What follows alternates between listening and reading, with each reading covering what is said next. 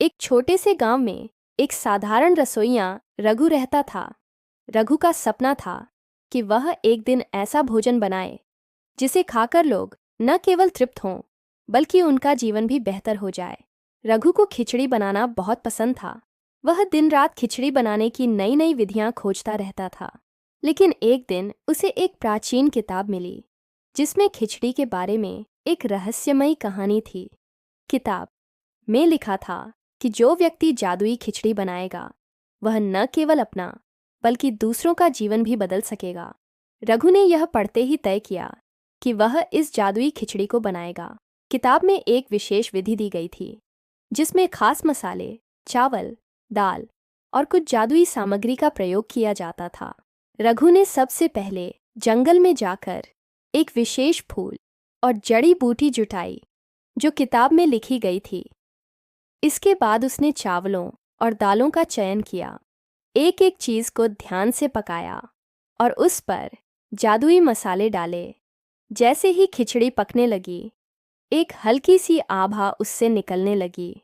रघु का दिल धड़कने लगा क्योंकि उसे महसूस हो रहा था कि वह सच में कुछ जादुई बना रहा है। खिचड़ी तैयार होते ही रघु ने उसे गांव के बुजुर्ग, बच्चों और भूखे लोगों को बांटना शुरू किया। जैसे ही किसी ने वह खिचड़ी खाई, उनका चेहरा चमकने लगा। जो लोग दुखी थे, उनके चेहरे पर मुस्कान आ गई। जो लोग बीमार थे, वे कुछ ही समय में स्वस्थ महसूस करने लगे। धीरे धीरे यह खबर पूरे गांव में फैल गई। लोग दूर दूर से रघु की जादुई खिचड़ी खाने के लिए आने लगे।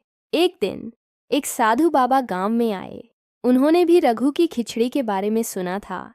वह रघु के पास पहुंचे और बोले, बच्चे, मैंने सुना है कि तुम एक जादुई खिचड़ी बनाते हो। क्या मुझे भी यह खिचड़ी खाने का अवसर मिलेगा? रघु ने विनम्रता से उन्हें खिचड़ी दी। साधु बाबा ने पहले एक चुटकी खिचड़ी का स्वाद लिया और फिर उनकी आंखों में एक अद्भुत चमक आ गई।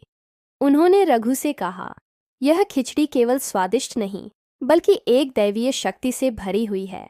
यह न केवल शरीर को बल देती है बल्कि दिल और आत्मा को भी शांति प्रदान करती है। रघु को यह सुनकर बहुत खुशी हुई। साधु बाबा ने कहा, तुम्हारे पास एक अद्भुत शक्ति है रघु।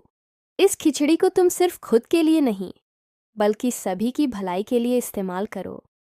इस खिचड़ी का जादू केवल तब काम करता है जब इसे प्यार और दया से बनाया जाए। कुछ महीनों बाद रघु की खिचड़ी ने गांव के हर किसी की जिंदगी बदल दी। उसकी खिचड़ी ने न केवल लोगों को ताजगी और ऊर्जा दी बल्कि गांव में आपसी सहयोग और भाईचारे की भावना भी बढ़ाई। जो लोग लड़ते थे वे अब एक दूसरे से प्रेम से रहते थे। खिचड़ी का जादू हर दिल में गहरी शांति और खुशी लाया। रघु ने कभी किसी से यह नहीं कहा कि उसकी खिचड़ी में जादू है। वह बस यही चाहता था कि लोग एक दूसरे के साथ मिलकर खुश रहें और जीवन को सरलता से जिएं।